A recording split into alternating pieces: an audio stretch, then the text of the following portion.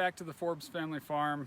It's autumn, the days are cooling off a little bit, but a day like today we actually have a lot of sun and it's still pretty warm. And this season we've had a few pretty hard frost days down into the mid-20s already in the evenings and at night.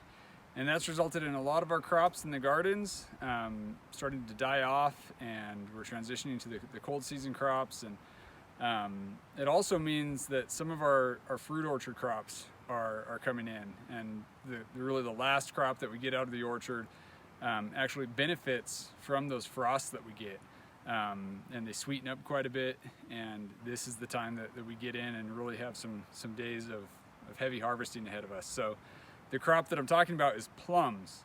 And plums are an interesting crop. That's what you see behind me, because there's so many different varieties, and that's really true of all fruit. There's such a range of varieties, and with those ranges and varieties comes a range in terms of seasons and when fruits ripen and what their harvest windows are. And we've got in this orchard all old growth trees primarily, so trees that have been here for several decades. This orchard was put in by people who owned this ranch and property before our family, and they had a large orchard and put in a lot of unique varieties of apple, pear, plums, cherries, and we are now reaping the benefits of the work they put in putting all these trees in the orchard and establishing it. So the thing about old trees though is when they're not managed and kind of just left to survive on their own for that long, what ends up happening is you get a lot of kind of odd growth. You get a lot of growth that needs to be managed, and kind of you need to take back control of how the trees are growing so that they grow in a way that's beneficial to you, which means in a way that is high yield, where they have the capacity to produce a lot of fruit, and then also in a way where you're actually able to harvest that fruit. Some trees, pears are a good example, cherry trees will do this too. They'll grow just really, really tall, and they'll just keep growing up, unless you're pruning them to control their height. And when they do that, they start putting on more and more fruit up high and less fruit down low, because the bottom portions of the tree are shaded so heavily. And then you're turning into a situation where it's very difficult to harvest. You're sometimes 30 plus feet up in the air trying to harvest your fruit, which is both dangerous and inconvenient. So we have some of that in our orchard, and we spent last winter pruning really aggressively and trying to establish a structure that we want the trees to grow in. And this hedge of plums behind us is kind of an example of what can happen when trees are just allowed to go on their own. But it's also an example of you can't just fix things in 1 year. Getting an orchard and old trees back under control is a multi-year process.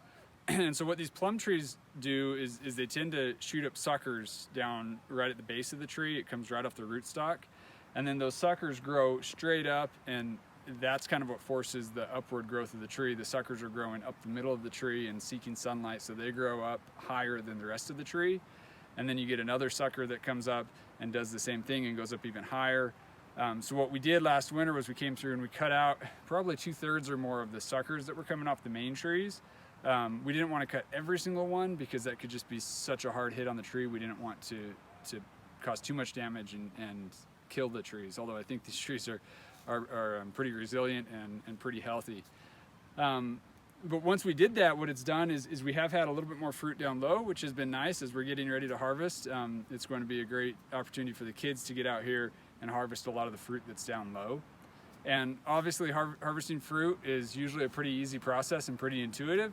You're simply finding the fruit on the tree and pulling it right off. And when it pulls off really easily like this, and when the fruit is soft, this can vary depending on the type of fruit. That's when it's ready to harvest. If you're having to pull hard, that's a sign that the fruit isn't ripened yet and you're trying to harvest too early. So as you saw, these came off very easily. These plums, as I mentioned, are a late season plum. We have 4 different varieties of plums in this orchard. One of the varieties we harvest in about late July, early August, and then it's done. We harvest it for about a week. And then we have another variety that comes on in mid-September that's finished up now as well. And this is our latest variety. And these plums are, to the best of our knowledge, again, with old trees, we don't necessarily know the exact varieties of all of the fruit that we grow. But these plums are kind of a classic European plum. The best comparison that we have is to Italian plums, or some people call them presidential plums. They're commonly used to make prunes, so dehydrating them into prunes, and they really do make a delicious prune. They sweeten up really nicely. And then we also use them a lot in jams. And so we're going to show you a little bit about how we harvest, and then also take you in and show you how we like to use plums in making one of our favorite dishes and one of the kids' favorite dishes, plum clafoutis. Thanks.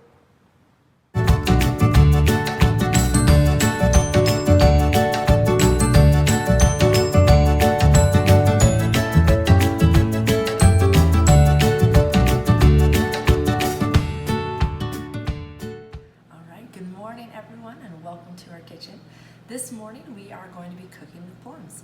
So as Steve mentioned, when we were out in the garden, we have an abundance of plums right now. And so we usually eat a lot of them fresh here in our family. We're dehydrating some. We'll be making some jam in a little bit later today. But for breakfast, for this morning, I am making a plum clafoutis for the kids. It is one of their favorite breakfasts. It's kind of a breakfast dessert, but it's delicious. It's a French recipe. It's made with some milk or cream, a little bit of flour, sugar, lemon zest, some nutmeg, some vanilla, just a really great simple preparation. It's kind of like a puffy pancake with a little more of a custard flavor to it. So we've gone ahead and we've cut our plums in half, and we've put them here in our cast iron skillet. And then I've just sprinkled a little bit of cinnamon sugar over the top. And then we'll make the rest of the mixture here in our blender. We'll just blend it up, get it nice and frothy, incorporate some air into it, pour it into the cast iron skillet, and put it into our oven that is at 375 degrees here behind us. So we'll go ahead and get started here. When you're blending things, it's always best to put your liquids in first. So we'll start with our milk. So do 1 1/3 cups, whole milk or cream if you'd like. It makes it really rich if you have cream available. And then we'll put in 3 eggs. So put the whole egg in. We've got 1. Good morning, little one. 2 eggs. And 3.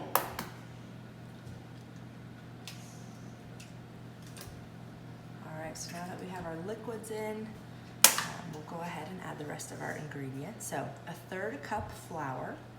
And in our house, we typically use einkorn flour. It's an ancient grain that has not been hybridized the same way that modern wheat has been. And so that's usually our flour of choice, but you're welcome to use any flour you like. I will put in 1 teaspoon of vanilla. And we'll put in 3 tablespoons of sugar. Here in our house, we typically don't use refined sugar, and so we're using coconut sugar today. It adds a nice little extra flavor boost that I really enjoy. So I'm going to do 3 tablespoons. Right, and we'll add a little bit of lemon zest. So I like using my little microplane grater here and just grating the lemon zest right in. And so I'll probably use, I don't know, maybe about a half a lemon to put in our zest. Just enough to add a little flavor. Lemon has this great acidity, and it just kind of brightens just about any dish that you put it in. So we add lemon zest to a lot of things here in our house. And we'll actually use the same microplane grater to put in a little bit of fresh nutmeg. And again, you can just use ground nutmeg from the store as well. Are you gonna come help me? All right, hop on up. All right, so put in, again, just a little pinch of nutmeg. Oh, you have 2. Man, so many big helpers this morning. All right, and then a pinch of sea salt. Okay, we'll put our lid on, and we will grind it on up. All right, you wanna turn it on for me? Right here, this one right here. Turn it on. There we go. All right, now can you turn this on? We'll make it go faster. Ready to go.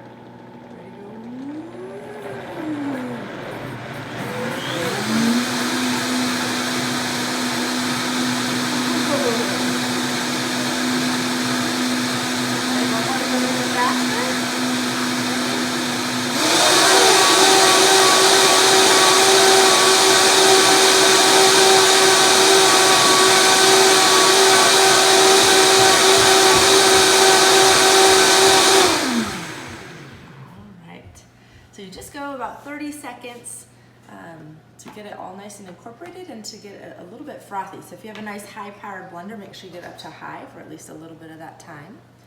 And then you just simply pour it over your cast iron dish or your baking dish until it covers those plums.